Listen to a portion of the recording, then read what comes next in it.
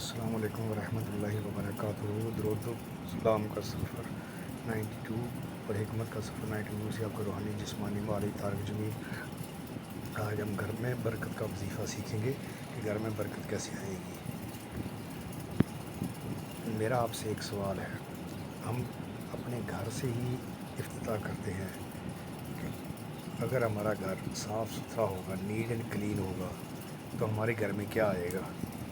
ہمارے گھر میں ایک گارڈن ہو اور بالکل گھر صاف ستھرا ہو تو گھر میں کیا آئیں گی؟ تتلیاں آئیں گی، پرندے آئیں گے، خوبصورتی ہوگی، خوشبو آئے گی، اور شہد کی مکھی جو ہے تو دیکھیں وہ آئے گی، تتلیاں آئیں گی۔ اور اگر گھر ہمارا صاف ستھرا نہیں ہوگا، گندگی کا ڈھیر بنا ہوگا تو کیا آئے گا؟ وہاں پہ گندی مکھیاں آئیں گی، گند پھیلائیں گی۔ اسی ہی طرح ہماری زندگی میں بھی جو ہے، اگر ہمارے گھر میں قرآن پاک کی اسی بات کو آپ اسی طرح لیں کہ اگر ہمارے گھر میں درود و سلام کی، قرآن پاک کی تلاوت کی، اس چیز کی آوازیں آئیں گی تو کیا ہوگا؟ ہمارے گھر میں اللہ کی طرف سے آسمان سے نور آئے گا۔ قرآن پاک کی تلاوت کی وجہ سے، درود و سلام کی وجہ سے نورانی چیزیں آئیں گی، فرشتے آئیں گے جو آپ کے ذکر اللہ، جہاں پہ اللہ کا ذکر ہو رہا تھا، اللہ کے نورانی فرشتے وہاں پہ آتے ہیں۔ اور جہاں پہ گھر میں جو ہے نا وہ لڑائی جھگڑے ہوں گے، سارے سوئے ہوئے ہوں گے، پوری فجر کے ٹائم پہ سارا گھر سویا ہوا، 11 بجے اٹھ رہے ہیں، تو وہاں پہ کیا ہوگا؟ وہاں پہ شیاطین ہوں گے۔ شیطان جو ہے انسان کو گمراہ کرنے کے لیے خون کی طرح دوڑتا ہے، یہ حدیث شریف کا مفہوم ہے۔ اور وہاں پہ عید اللہ تعالیٰ خود فرما رہے ہیں کہ شیاطین ہوں گے، اور جب شیطانوں کا زور ہوگا تو وہاں پہ تو جو ہے نا بے برکتی ہی ہوگی، وہاں پہ تو کوئی چیز جو ہے نا وہ نہیں آئے گی۔ تو رزق میں برکت کے لیے ہمیں یہ بات سمجھنا ضروری ہے کہ ہم صبح اٹھیں، فجر میں اٹھ کے تلاوت کلام پاک کریں، اللہ کا ذکر کریں، بے شک ایک رکوع پڑھیں، لیکن یہ کہ لازمی پڑھیں۔ اس کے بعد گھر میں ٹائم سے سوئیں، ٹائم سے اٹھیں، نماز کی پابندی کریں۔ ابھی آپ دیکھیں گے جس طرح کتے ساری رات جاگتے ہیں، اور ایک کتیا جو ہے وہ کتنے بچے دیتی ہے، لیکن کسی جگہ آپ نے کبھی کتوں کا ریوڑ دیکھا ہے؟ لیکن اب یہ دیکھیں بکریاں جو ہے سال میں بکری ایک دفعہ ایک بچہ دیتی ہے، لیکن بکری کیا دیکھو رات کو سوتی ہے، صبح اٹھتی ہے فجر میں، اور اللہ تعالیٰ نے دیکھو برکت رکھی ہے، روزانہ کتنا گوشت ذبح ہوتا ہے، قربانی پہ کتنے جانور ذبح ہوتے ہیں، لیکن پھر بھی دیکھیں کہ اللہ تعالیٰ نے برکت رکھی ہے۔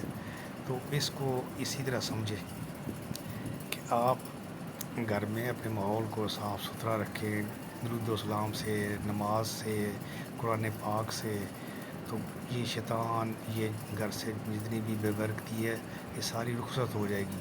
لیکن اگر آپ نے جو نا گھر میں گندگی رکھی، اپنے نحوست، بے نمازی کی اور اس طرح کی، پھر وہاں پہ یہ نہیں میں کہہ رہا ہوں کہ آپ نے وہ صفائی جو جھاڑو سے صفائی کر دی وہ صفائی نہیں، یہ روح کی صفائی ہوتی ہے، جو نماز سے، روزے سے، ان چیزوں سے جو صفائی آتی ہے۔ گھر میں لڑائی جھگڑا، سونا، نماز کے ٹائم پہ سوئے ہوئے ہیں، ادھر سے مؤذن کہہ رہا ہے حی علی الصلاۃ حی علی الفلاح، اور ہم سوئے ہوئے ہیں، تو پھر تو گھر میں شیطانوں کا ڈیرا ہوگا، پھر تو وہاں پہ جو ہے نا وہ مکھیاں تو گندگی بھی آتی ہیں۔ اور اس کے لیے ہمیں جو ہے نا وہ صبح اٹھنا پڑے گا، اور اٹھ کر ہمیں اور پھر رزق کے دروازے جو ہے نا اللہ تعالیٰ صبح کے ٹائم پہ کھول رہے ہوتے ہیں، ٹھیک ہے۔ تو برکت کے لیے جو ہے نا وہ یہ ساری چیزیں جو ہے نا وہ ضروری ہے، ایمان، استغفار، ذکر اللہ، نرم مزاجی، یہ سارے کے سارے ہیں۔ آج ہم نے تلاوت کلام پاک جو ہے نا وہ ہمارے گھروں سے رخصت ہو گئی ہے۔ یہی عوامل بنتے جا رہے ہیں کہ جس وجہ سے جو ہے نا ہمارے ایمان تقویٰ نہیں رہا، اس کے استغفار نہیں رہا، تو یہ جب ساری چیزیں ہوں گی تو گھر میں برکت تو نہیں آئے گی۔ تو آپ سب سے گزارش ہے کہ اپنے گھروں کو صاف ستھرا رکھیں، تلاوت کلام پاک سے، درود و سلام سے، ذکر اللہ سے، الا بذکر اللہ تطمئن القلوب. پھر دیکھیں کہ کس طرح گھر میں برکت آتی ہے. دیکھو ایک دانہ جو ہے نا وہ گندم کا بویا جاتا ہے، تو اس کے بعد دیکھو کہ اس میں سے اللہ تعالیٰ کس طرح برکت دیتے ہیں کہ ایک دانے میں سے کتنی بالیاں نکلتی ہیں. تو یہ ساری برکت ہے. اور دوسرا یہ آ گیا کہ اللہ تعالیٰ نے بڑوں کے ساتھ اللہ نے برکت رکھی ہے. بڑوں کے ساتھ ہمارا سلوک دیکھیں کیسا ہو گیا. تو بڑوں کے ساتھ بھی ہمارا سلوک صحیح ہوگا تو جو ہے نا تو ہی برکت آئے گی. اس طرح برکت جو ہے نا وہ نہیں آئے گی. تو آپ سب سے گزارش ہے کہ درود و سلام کی اور نماز کی اور ذکر اللہ کی پابندی کریں. کوئی غلطی ہوگی تو معاف کرے، روزے رکھیں. اور دوسرا عشرہ ختم ہونے والا ہے. غور کریں کہ ہم نے جو ہے نا جس طرح اللہ کا حکم تھا اس طرح ہم نے رمضان کو گزارا ہے کہ نہیں گزارا ہے. دیکھیں ایک حدیث شریف بھی ہے کہ ایک دفعہ آپ صلی اللہ علیہ وسلم جو نا ممبر پہ تشریف لے گئے. پہلے قدم پہ فرمایا آمین، دوسرے پہ فرمایا آمین، تیسرے پہ فرمایا آمین. صحابہ کرام نے خلاف معمول جو ہے نا یہ بات جب آپ سے سنی تو آپ نے جس کا یہ مفہوم عرض کر رہا ہوں، اللہ تعالیٰ کمی بیشی معاف کرے. تو صحابہ کرام نے عرض کی یا رسول اللہ اس سے پہلے جو ہے نا وہ یہ ہم نے آپ سے نہیں سنا جو آج آپ نے ممبر پہ تشریف لے آتے وقت جو ہے نا وہ آپ نے فرمایا.